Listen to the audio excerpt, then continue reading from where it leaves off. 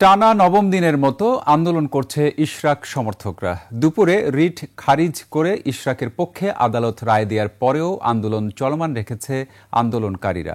এ সময় ঢাকার বিভিন্ন থানা ও ওয়ার্ড থেকে খণ্ড খণ্ড মিছিল নিয়ে নেতাকর্মীরা জড়ো হতে শুরু করে। সানবিট সব দিবে সামাল। সানবিট ম্যাজিক প্রেস ডিশওয়াশিং এর মাথা ঘোরানো সলিউশন। তাদের দাবি, উপদেষ্টা পদ থেকে আসিফ মাহমুদ ও মাহফুজ আলমকে পদত্যাগ করতে হবে। সেই সাথে ইশরাক হোসেনকে মেয়র হিসেবে দ্রুত শপথ পড়াতে হবে। দাবি না মানলে আন্দোলন চলবে বলেও হুঁশিয়ারি দেন আন্দোলনকারী ইশরাক সমর্থিত নেতা কর্মীরা।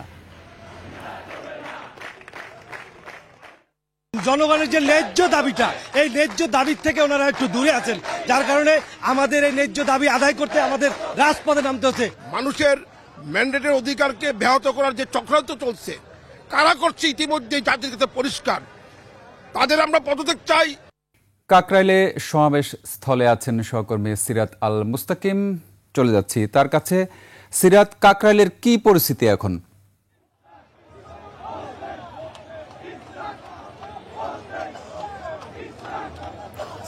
আপনাকে ধন্যবাদ। আমি এই মুহূর্তে কাকরাইল মোড়ে অবস্থান করছি এবং আমার আশেপাশের অবস্থা দেখে বুঝতে পারছেন ঢাকা দক্ষিণ সিটি কর্পোরেশন, ঢাকা দক্ষিণ সিটি থেকে বিভিন্ন ওয়ার্ড, বিভিন্ন থানা থেকে ছোট ছোট খণ্ড খণ্ড মিছিলে নেতাকর্মীরা কিন্তু এই জায়গায় সমবেত হচ্ছেন এবং এই যে তাদের যে বিক্ষোভ বা তাদের যে অবরোধ, সেই অবরোধ কিন্তু টানা প্রায় 9 দিন চলছে একটানা।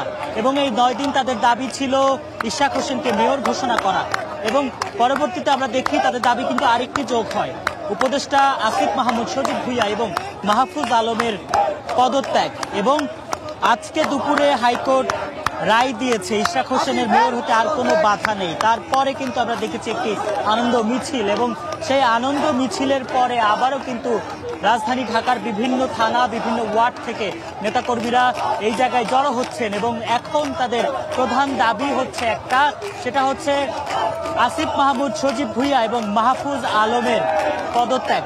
এবং এই আসিফ মাহমুদ, সজীব ভুইয়া এবং মাহফুজ আলমের উপদেষ্টা পরিষদ থেকে পদত্যাগ না করা পর্যন্ত তারা কিন্তু এখানে অবস্থান করবেন, এমন হুঁশিয়ারি কিন্তু ইতিমধ্যে নেতাকর্মীরা আমাদেরকে দিয়েছেন। এবং সাথে সাথে ইশরাক হোসেনের যে শপথ, সেই শপথ দ্রুত না করলে, অর্থাৎ শপথ না করানো পর্যন্ত এবং মাহফুজ আলম এবং আসিফ মাহমুদ, সজীব ভুইয়ার যে পদত্যাগ না করা পর্যন্ত এই যে নেতাকর্মী যারা আছেন তারা কিন্তু এইখানে অবস্থান করবেন, এমন হুঁশিয়ারি কিন্তু দিয়েছেন। এবং আমরা দেখতে পাচ্ছি শত শত নেতাকর্মী কিন্তু এখানে রয়েছে।